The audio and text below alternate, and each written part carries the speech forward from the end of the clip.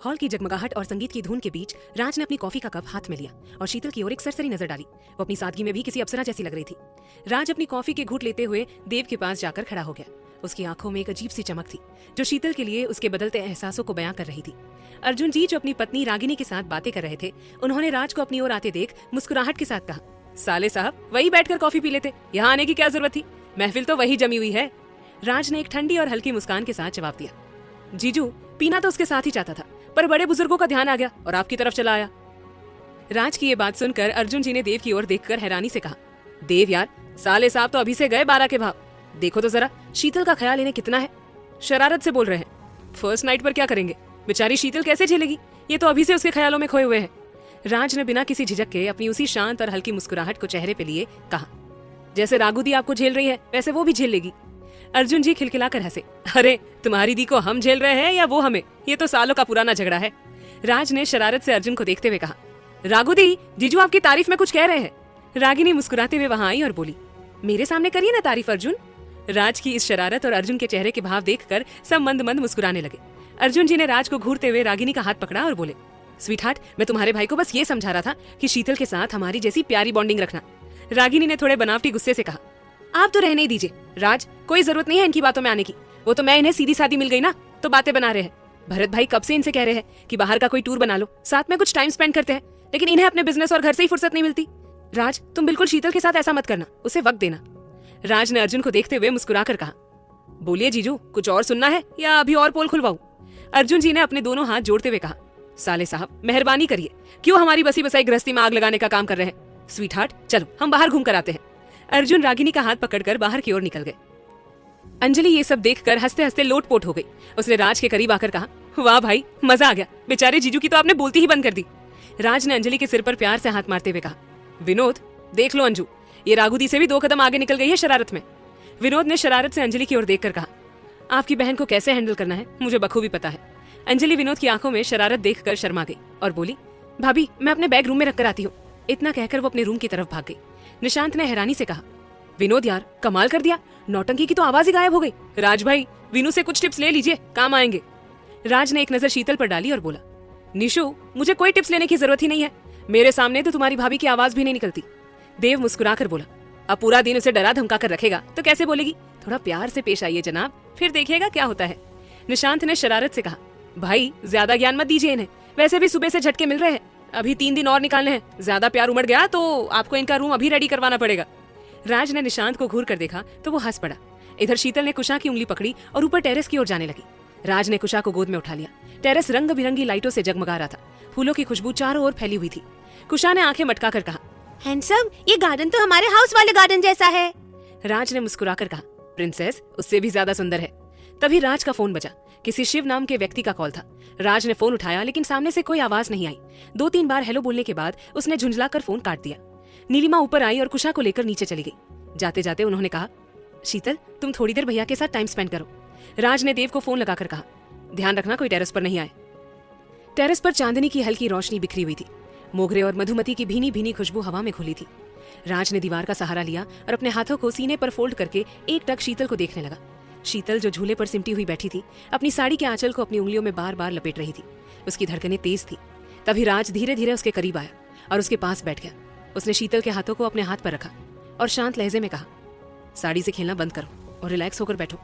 शीतल ने अटकते हुए जवाब दिया, मैं ठीक हूँ। राज उसकी आंखों में झांकते हुए बोला, फिर इतना अटक अटक कर क्यों बोल रही हो, क्या मैं तुम्हें इतना डरावना लगता हूँ। राज ने शीतल का हाथ पकड़कर उसकी उंगलियों से साड़ी का आंचल निकाला।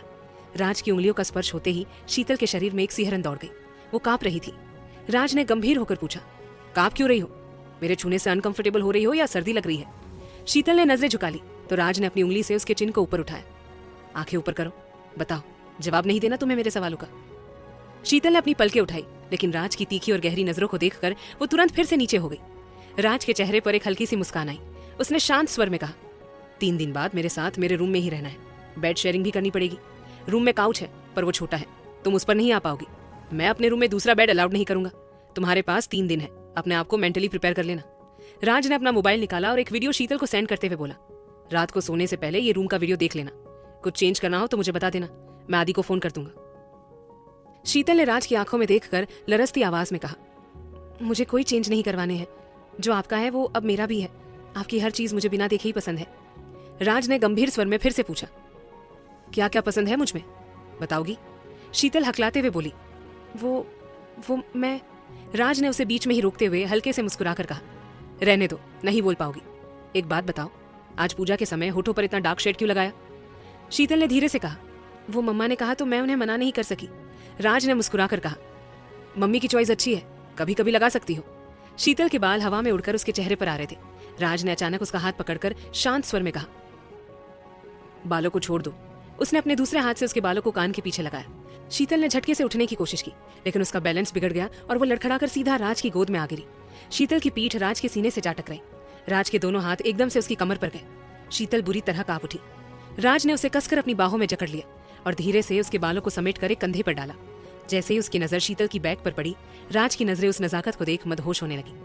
राज ने गंभीर स्वर में कहा, जब तक देव का फोन नहीं आता कहीं नहीं जाओगी तुम, चुपचाप मेरे पास बैठी रहो। राज उसके बालों को सुलझाने लगा तो वो साड़ी की पिन में फंस गए। जैसे ही राज ने पिन खींची, शीतल के मुंह से एक धीमी सी आह निकली। राज ने गंभीर होकर कहा, स्ट्रांग बनो, बालों को निकालने से ही तुम्हारे मुंह से आह निकल रही है। शीतल ने अपनी मुट्ठी में साड़ी को कस लिया। राज ने जैसे ही साड़ी की पिन खोलने के लिए हाथ बढ़ाया, शीतल ने उसका हाथ पकड़ लिया। क्या कर रहे हैं आप? राज ने सख्त होकर कहा, हाथ नीचे करो अपने। शीतल ने राज के सख्त लहजे से अपने हाथ नीचे कर लिए। राज ने साड़ी की पिन खोलकर उलझे बालों को निकाला। पिन खुलते ही शीतल का आंचल कंधे से थोड़ा सा सरक गया। राज ने धीरे से अपना हाथ उसकी कमर में लपेटा तो आंचल पूरी तरह सरक गया। राज ने शांत स्वर में कहा, सीने से हाथ हटाओ अपने। शीतल ने इनकार किया, लेकिन राज ने शीतल के हाथ हटाते हुए जैसे ही उसके ब्लाउज को हल्का सा नीचे सरकाया, राज की आंखें हैरानी से फैल गई। शीतल के उभरे सीने पर बने अपने नाम के टैटू को देखकर राज फ्रीज हो गया। राज ने नम स्वर में पूछा, ये सब क्या है? क्यों सहा तुमने इतना दर्द? लिखने से पहले एक बार भी नहीं सोचा कि जिसका नाम अपने दिल पर लिखवा रही हो वो एक नंबर का अकड़ू है जो हमेशा तुमसे गुस्से से बात करता है। शीतल ने नम आंखों से कहा, मैं अपनी जान से ज्यादा चाहती हूँ आपको।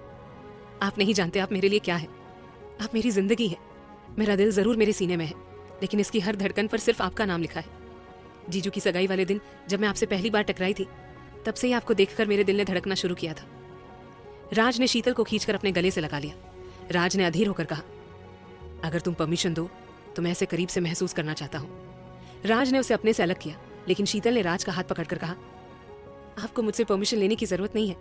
यह अधिकार तो मैंने आपको उसी दिन दे दिया था जब मैंने आपके नाम को अपने दिल पर लिखवाया था। राज ने आंखें खोलकर उसे देखा। उसने शीतल का हाथ पकड़कर कहा, करीब आओ मेरे।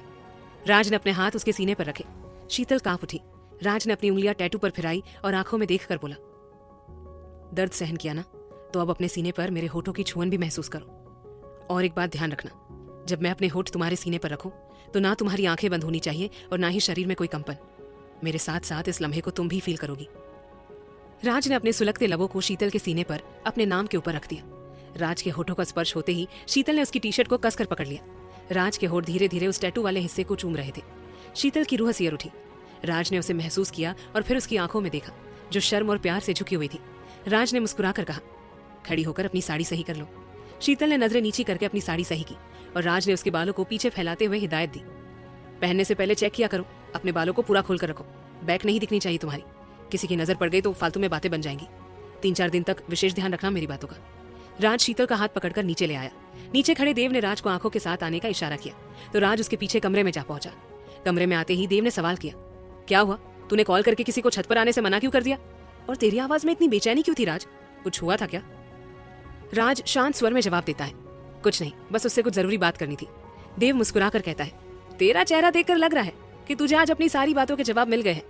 राज तिरछी नजर से देव को देखते हुए गंभीर स्वर में कहता है, सच में वो मुझे इतना चाहती है? मुझे ये पता नहीं था।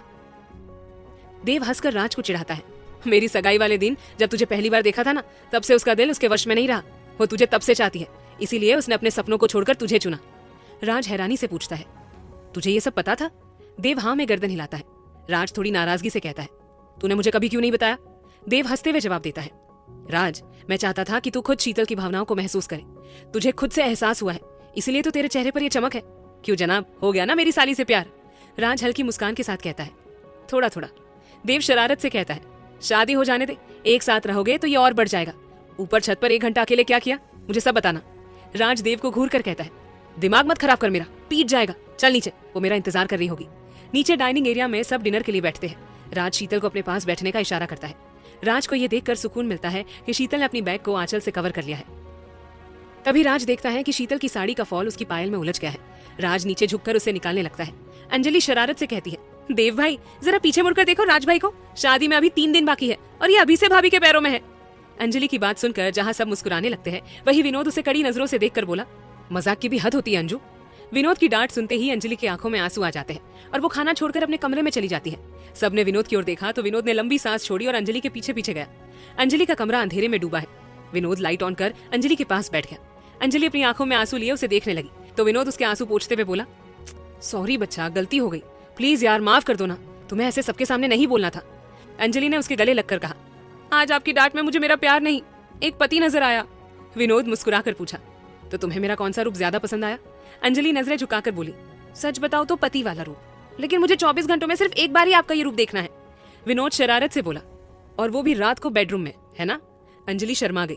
विनोद उसकी हालत और कपड़े देखकर बेकाबू होने लगा, लेकिन फिर अपने आप पर काबू पाने की कोशिश करते हुए उसने कहा, अंजू यार, मैं दी के हाथों तुम्हारा खाना भिजवा रहा हूँ, थोड़ा खा लेना प्लीज बच्चा, मैं अब यहाँ और नहीं रुक सकता, I will lose my control. Anjali उसे प्यार से गालों पर चूम कर बोली, गुड नाइट, आप जाइए। विनोद झट से रूम से बाहर निकल गया। रात के 11 बज रहे थे। कमरे में सन्नाटा था, लेकिन राज की धड़कनें शोर कर रही थी। वो अपने बिस्तर पर लेटा हुआ था और फोन की गैलरी में शीतल के सीने पर लिखे अपने नाम के टैटू को बार बार देख रहा था। उसके दिमाग में टेरेस पर बिताए गए वो खूबसूरत पल किसी रील की तरह चल रहे थे। वो बार बार स्क्रीन को छू रहा था, पर अचानक उसके दिल में एक अजीब सी घबराहट पैदा हुई। ये बेचैनी क्यों हो रही है? ऐसा लग रहा है जैसे कुछ गलत होने वाला है। राज बड़बड़ाया और बेचैन होकर बिस्तर पर बैठ गया। तभी उसका फोन बजा। स्क्रीन पर वही अनजान नंबर था। राज ने गुस्से में फोन उठाया और दहाड़ते हुए बोला, कौन है आप? बार बार फोन करके क्यों परेशान कर रहे हैं? रॉन्ग नंबर लगा है आपका, प्लीज फोन रखिए। सामने से एक सिसकती हुई आवाज आई, राज। राज के हाथ कांप गए। वो हैरान होकर बोला, अनीता। अनीता रोते हुए बोली, शुक्र है तुम्हें मेरी आवाज याद है, मुझे लगा था तुम्हारी शादी हो रही है तो तुम मुझे भूल गए होंगे। राज का गुस्सा एक पल में चिंता में बदल गया। वो बोला, इन बातों का कोई मतलब नहीं है। मैंने कई बार तुम्हें फोन किया, पापा तुमसे मिलना चाहते थे, लेकिन तुम्हारा फोन हर बार स्विच ऑफ आ रहा था। मेरे पास तुम्हारा कोई दूसरा नंबर नहीं था। मैंने बहुत इंतजार किया, लेकिन अब। अनीता ने झूठ मूठ के आंसू बहाते हुए कहा, कोई बात नहीं, मैं खुश हूं तुम्हारे लिए। मेरी किस्मत में तुम्हारा साथ नहीं था, मैं हार गई राज, मैंने तुम्हें हमेशा के लिए खो दिया। राज अधीर होकर बोला, अनीता प्लीज रोना बंद करो, बहुत देर कर दी तुमने। अनीता ने रोते हुए नाटक किया, राज मैं मजबूर थी, मेरा फोन चाचा चाची ने ले लिया और मम्मा मुझे बहुत टॉर्चर कर रही थी। मेरे पास पैसे भी नहीं थे, मैं कैसे कांटेक्ट करती? आज भी तुमसे चोरी छिपे बात कर रही हूँ, ये लोग मुझे मार देंगे राज। राज का दिल बैठ गया। उसने तड़प कर कहा, अनीता कहाँ हो तुम? मुझे एड्रेस सेंड करो, मैं किसी को तुम्हारी हेल्प के लिए भेजता हूँ। अनीता ने जाल बिछाते हुए कहा, नहीं नहीं राज, तुम परेशान मत हो, मुझे बस एक बार तुम्हारी आवाज सुननी थी, मैंने सुन ली। कल से तुम पर मेरा हक नहीं रहेगा। मैं बस आखिरी बार तुम्हें गले लगाना चाहती थी, पर मैंने बहुत देर कर दी। हो सके तो मुझे माफ कर देना। इस जन्म में तुम मेरे नहीं हुए तो क्या हुआ, अगले जन्म में तुम मेरे ही बनोगे। राज ने घबरा कर कहा, अनीता यार रोना बंद करो, मुझे एड्रेस सेंड करो, मैं तुम्हें उस नर्क से निकाल दूंगा। क्या हुआ अनीता जो हमारी शादी नहीं हुई? एक दोस्त के नाते मैं तुम्हारी मदद जरूर करूंगा, please send me your address. Anita ने आवाज में डर लाते हुए कहा, राज राज शायद कोई आ रहा है, मैं फोन रखती हूँ, तुमसे बाद में बात करूंगी। फोन काटते ही उसके चेहरे पर कुटिल हंसी आ गई। राज अग्रवाल, तुम आज भी मेरी बातों में आ गए। कल का दिन और तुम्हारा दी एंड। राज फोन साइड में रखकर लेट गया, पर उसकी बेचैनी कम नहीं हुई थी। उसने सोचा, कल देव से बात करता हूँ, वही अनीता की मदद कर पाएगा। अगली सुबह रिजॉर्ट पीले गेंदे के फूलों से सरोबर था। सब पीले कपड़ों में बहुत सुंदर लग रहे थे। वर्षा और शौर्य अपनी हल्दी के लिए बेहद उत्साहित थे। राज ने पीले रंग का सेल्फ प्रिंट कुर्ता पहना था और शीतल भी पीले बॉर्डर वाली साड़ी में किसी वन देवी से कम नहीं लग रही थी। सरला सुमन के पास आई और धीमी आवाज में बोली, सुमन जी, शीतल और राज शौर्य वर्षा को उनकी हल्दी होने तक हल्दी नहीं लगाएंगे। सुमन ने दुखी होकर शौर्य और शीतल की ओर देखा। शौर्य ने अपनी माँ को सांत्वना दी, मम्मा कोई बात नहीं, हम शीतल और राज दोनों से बाद में रस्म करवा लेंगे, आप परेशान मत होइए। राज रूम में आया और अपनी मम्मा के चेहरे पर उदासी देखकर पूछा, क्या हुआ मम्मा, सब ठीक तो है ना? सरला ने मुस्कुराहट के साथ कहा, सब ठीक है बेटा, तुम्हारी हल्दी तक तुम और शीतल शौर्य वर्षा को हल्दी नहीं लगा सकते। पहले तुम्हारा शगुन होगा, उसके बाद ही तुम हल्दी में हाथ लगाओगे। राज को बात समझ आ गई, पर वो फिर भी देव के पास जाकर बोला, देव मुझे तुझसे जरूरी बात करनी है। देव ने मुस्कुराकर कहा, शौर्य वर्षा की हल्दी हो जाने दे, फिर तेरी बात आराम से सुन लूंगा। मुझे पता है तू किस इंतजार की बात कर रहा है, टेंशन मत ले, मैंने सब डिसाइड कर लिया है। आराम से शीतल को हल्दी लगाना, तुम्हें 1 घंटा मिलेगा, चाहे तो दोनों हल्दी लगाकर एक साथ शॉवर ले लेना। राज ने उसके मुंह पर हाथ रखकर गुस्से में कहा, अब तू पिट जाएगा मुझसे। जा, अब कुछ नहीं कहूंगा तुझसे। शौर्य और वर्षा की हल्दी शुरू हुई। राज की नजरें शीतल पर टिकी थी, जो उस पीले लिबास में फूलों की ज्वेलरी पहने किसी अप्सरा जैसी लग रही थी। शीतल आगे बढ़ी ही थी कि सुमन ने उसे रोक दिया। शीतल, रुको, तुम्हारी हल्दी से पहले तुम हल्दी में अपने हाथ नहीं लगा सकती। इसकी हल्दी हो जाएगी तब वो तुम दोनों को हल्दी लगा देगी। शीतल के कदम ठिठक गए, उसकी आंखों में नमी तैर गई और वो चुपचाप पीछे हटकर सेजल के पास खड़ी हो गई। राज को उसकी आंखों की ये नमी देख बहुत बुरा लगा, लेकिन वो रीति रिवाजों के आगे मजबूर था। सेजल ने शीतल का हाथ पकड़कर कहा, छोटी, संभाल अपने आप को, राज भैया की नजरें तुझ पर ही है। शीतल ने अपनी पलकें उठाकर सामने खड़े राज को देखा, जो उसे एकटक देख रहा था। राज ने आंखों से इशारा करके उसे रोने से मना किया। शीतल हल्का सा मुस्कुरा दी। तभी राज के फोन की रिंग बजी। वो फोन उठाने ही वाला था कि अर्जुन जी मुस्कुराकर बोले, राज यार, फोन जेब में रखो अपना और हल्दी की रस्म एंजॉय करो। शौर्य और वर्षा अपने रूम में थे। वर्षा खिड़की से बाहर देख रही थी। शौर्य ने नम स्वर में पूछा, क्या हुआ वर्षा? वर्षा उसके गले लगकर रो पड़ी। शौर्य, मुझे पता होता कि ये सब रस्में होंगी और शीतू मेरी हल्दी भी नहीं लगा पाएगी तो कसम से मैं हमारी शादी की डेट सेम नहीं रखती। मुझसे उसकी आंखों की उदासी नहीं देखी गई। शौर्य ने उसे सांत्वना दी। वर्षा, कभी कभी मैं बहुत मजबूर हो जाता हूँ यार, चाहकर भी कुछ नहीं कर सकता। दुखी मत हो, राज की हल्दी के बाद वो हमारी हल्दी जरूर लगाएगी। फिर वो शरारत से बोला, अपनी बेस्टी से पहले अपने होने वाले पति के साथ तो हल्दी की रस्म पूरी कर लो। शौर्य ने हल्दी ली और वर्षा के गालों, गर्दन और कमर पर लगाई। उसने हर उस जगह को अपने होठों से छुआ जहां हल्दी लगाई गई थी। वर्षा सिहर उठी। शौर्य ने अपने गाल उसके गालों से रगड़ते हुए कहा, वर्षा चलो अब तुम्हारा नंबर, शगुन पूरा करो। वर्षा ने हल्दी लेकर शौर्य के गालों पर लगाई। शौर्य ने अपने कुर्ते के बटन खोले और वर्षा की कमर में हाथ डालकर बोला, वर्षा मेरे दिल पर हल्दी लगाओ, ये मैंने अभी तक सिर्फ सुना है। वर्षा ने शर्माते हुए शौर्य के सीने पर हल्दी लगाई और उसे अपने होठों से छू लिया। शौर्य की पकड़ और कस गई। वर्षा के मुंह से आह निकली। शौर्य ने उसे बाहों में भरकर कहा, मिसेस माहेश्वरी, शादी की एक और रस्म मुबारक हो। इधर राज का फोन फिर रिंग किया। उसने फोन उठाया तो सामने से अनीता रोते हुए बोली, राज प्लीज मुझे बचा लो, ये मुझे जान से मार देंगे। राज कैसे भी करके मुझे इनके चुंगल से बाहर निकालो। मैंने अभी चाचा चाची को बात करते हुए सुना है, वो मुझे किसी को बेच रहे हैं। राज प्लीज कुछ करो। राज ने तुरंत कहा, अनीता मुझे लोकेशन सेंड करो। अनीता बोली, राज तुम पुष्कर वाले रोड पर पहुंचो, इन्होंने मुझे पुष्कर में कैद करके रखा है। राज ने गाड़ी की चाबी उठाई और बोला, डरो मत और इनका डटकर मुकाबला करो। मैं आधे घंटे में तुम्हारे पास पहुंचता हूँ, तुम लोकेशन भेजो मुझे। वो तेजी से बाहर निकला और शीतल के रूम में जाकर उसे गले लगाकर बोला, मैं आता हूँ थोड़ी देर में, मेरा इंतजार करना। राज के ऐसे बर्ताव से शीतल घबरा गई। वो दौड़कर गार्डन में आई, लेकिन राज वहां नहीं था। उसका दिल किसी अनहोनी की शंका से घबरा उठा।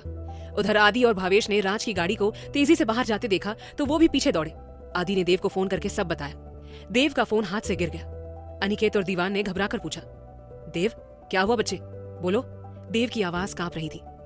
अंकल, राज रिजॉर्ट से गाड़ी लेकर कहीं निकल गया है। निशु भाई प्लीज जल्दी चलो। अर्जुन जी ने पूछा, बात क्या है, कुछ बताओ यार, राज बच्चा थोड़ी है। देव ने कहा, जीजू अभी कुछ मत पूछिए, मैं आकर बात करता हूँ। वो भरत और निशांत के साथ निकल गया। शीतल दौड़कर अनिकेत के पास गई और बोली, पापा जी राज कहाँ है, मुझे उन्होंने बताया है वो कहीं बाहर गए हैं। अर्जुन जी गुस्से में चिल्लाए, पापा क्या माजरा है, शीतल बताइए आप सब क्या छुपा रहे हैं। शीतल रोते हुए बोली, जीजू प्लीज हमें उनके पास ले चलिए ना। अर्जुन ने शीतल का हाथ पकड़कर कहा, शीतल ये क्या बचपना है, राज कोई छोटा बच्चा नहीं है, वो आ जाएगा अभी, अपने रूम में जाओ। अनिकेत ने घबराते हुए शीतल को देखा और शांत स्वर में कहा, शीतल बेटा अपने रूम में जाओ, देव भरत और निशु गए हैं, राज भी आता होगा, जाओ बच्चे। शीतल ने एक नजर सबको देखा और अपने कमरे में आ गई। उसने खिड़की के पास खड़े होकर देव का नंबर डायल किया, लेकिन फोन बिजी था। उसने तुरंत राज को फोन लगाया। उधर राज की गाड़ी पुष्कर के घाटों में तेजी से बढ़ रही थी। सामने एक खतरनाक ब्लाइंड टर्न था। जैसे ही राज ने गाड़ी मोड़ी, सामने से आ रहे ट्रोलर से उसकी टक्कर हो गई। टक्कर इतनी भीषण थी कि राज के हाथ से स्टीयरिंग छूट गया और गाड़ी ट्रक के अंदर जा फंसी। आदि जो ठीक पीछे था उसने तुरंत ब्रेक लगाया। अहमद और पांडे ने ट्रक ड्राइवर को देखा जो बुरी तरह जख्मी था, लेकिन आदि घबराकर चिल्लाया, अहमद छोड़ो उसे, जल्दी यहाँ आओ। राज का सिर स्टीयरिंग पर लगा था और वहां से लगातार खून बह रहा था। आदि ने तुरंत देव को फोन किया। देव के पहुंचते ही क्या हुआ है, आदि ने कांपती आवाज में कहा, देव सर वो राज सर का एक्सीडेंट हो गया है। देव के हाथ से फोन गिर गया और उसकी आंखों से आंसू छलक पड़े। भरत और निशांत व्याकुल होकर पूछने लगे, देव क्या हुआ, बोलो। देव ने भरत को देखकर रोते हुए कहा, भाई राज। फिर वो एकदम होश में आया और चिल्लाया, निशु गाड़ी जल्दी चलाओ। उसने तुरंत मित्तल हॉस्पिटल में अक्षत को कॉल किया, अंकल आप हॉस्पिटल में ही रहना, राज का एक्सीडेंट हो गया है, मैं उसे लेकर पहुंच रहा हूँ। रस्तोगी और उनकी टीम वहां पहुंची और ड्राइवर को निकाला। आदि और अहमद ने राज को गाड़ी से बाहर निकाल दिया था। निशांत की गाड़ी जैसे ही रुकी, देव बाहर कूदा। भरत ने राज को खून से लथपथ देखा तो उसके होश उड़ गए। वो लड़खड़ाकर वहीं बैठ गया। देव ने राज को अपनी गोद में उठाया और चिल्लाया, Adi open the door, Ahmed Nishu और भाई को लेकर मित्तल हॉस्पिटल पहुंचो जल्दी। देव राज को पिछली सीट पर लेकर बैठा। राज ने धीरे से अपनी आंखें खोली और देव को देखकर फुसफुसाया, कुछ कुछ कहना था। देव ने घबरा कर कहा, राज प्लीज अभी कुछ नहीं, बस अपनी आंखें बंद मत करना, अपनी आंखें खुली रख। राज की आंखें फिर बंद होने लगी। देव ने उसका गाल थपथपाया और रोते हुए कहा, तुझे मेरी कसम है राज, थोड़ी देर और अपनी आंखें खुली रख, वरना मैं तुझसे हमेशा के लिए नाराज हो जाऊंगा। आधी गाड़ी की स्पीड बढ़ाओ। लगभग 15 मिनट बाद वो मित्तल हॉस्पिटल पहुंचे। देव ने राज को स्ट्रेचर पर लिटाया। अक्षत पहले से ही न्यूरो सर्जन और टीम के साथ तैयार थे। देव राज का हाथ थामे उसके गाल सहलाते हुए बोला, राज हम हॉस्पिटल पहुंच गए हैं, यार हिम्मत रखना, सब ठीक होगा, बस तू अपनी आंखें खुली रख यार। राज ने अपनी आंखें खोली, देव की ओर देखा और उसका हाथ कसकर पकड़ लिया। अटकती हुई आवाज में बोला, देव मेरी शो ना। अक्षत तुरंत उसे ओटी के अंदर ले गए और बाहर देव की सांसें थम सी गई थी। अक्षत और अंकिता दौड़ते हुए आए। राज की गंभीर हालत देखकर अक्षत के चेहरे पर भी चिंता की लकीरें खींच गई। उन्होंने तुरंत आदेश दिया, doctor Ankita, shift him in the OT fast. Ankita ने फौरन नर्सिंग स्टाफ के साथ राज को ओटी की ओर दौड़ाया।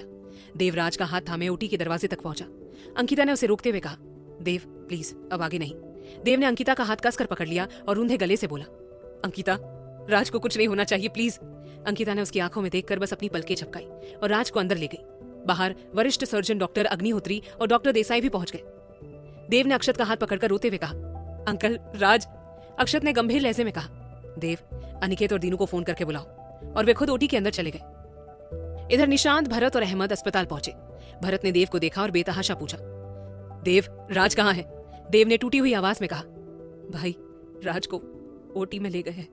इतना सुनते ही भरत लड़खड़ाकर वहीं फर्श पर बैठ गए। अहमद दौड़कर पानी लाया और देव के घुटनों के बल बैठकर भरत को पानी पिलाया। देव ने भरत को गले लगाकर कहा, भाई प्लीज हिम्मत रखिए, राज को कुछ नहीं होगा। निशु पापा को कॉल लगाओ। निशांत ने दीवान जी को फोन लगाया।